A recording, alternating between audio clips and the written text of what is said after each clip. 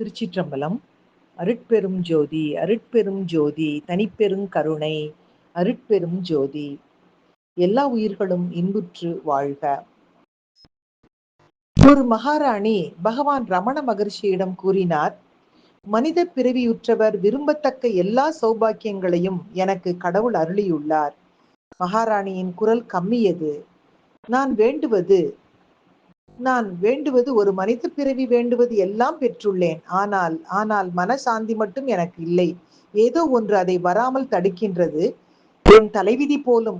சற்று நேரம் யாரும் பேசவில்லை. பின்னர் பகவான் தமக்கே உரித்தான இனிமையுடன் பேசினார். சரி, சொல்ல வேண்டியதை சொல்லிவிட்டீர்கள், ஆகட்டும். தலைவிதி என்றால் என்ன? தலைவிதி என்று ஒன்றும் இல்லையே.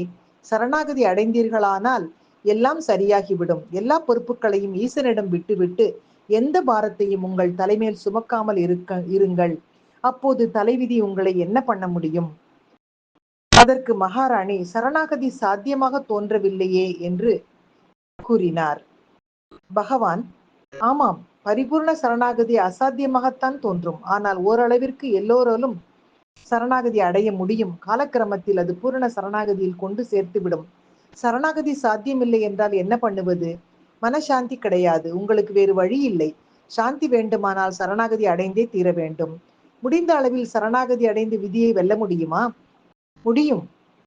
விதி பூர்வ கர்மங்களின் விளைவாயிற்றே. ஈசனிடம் தன்னை சரணாகதி பண்ணிவிட்டால் பின்னர் அவர் பார்த்துக் கொள்வார் என்றார் பகவான்.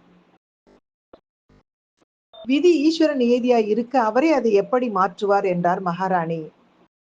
எல்லாம் அவருள்தான் அடக்கம் என்றார் பகவான் ரமண மகரிஷி. இந்த அருமையான பதிவினை இன்றைய சிந்தனையாக்கி, ஆனா அமுதே ஐல்வேல் அரசே ஞானாகரனை நவிலத்தகுமோ யானாகி என்னை விழுங்கி வெறும் தானாய் நிலை நின்றது தற்பரமே என்ற சரணாகதி பாடலையும், அதாவது அருணகிரிநாத பெருமானின் கந்தர் அனுபூதி பாடலையும் முன்வைத்து மகிழ்வோடு இனிய காலை வணக்கம் சொல்வது உங்கள் அழகம்மை சுவாமிநாதன். Happy morning.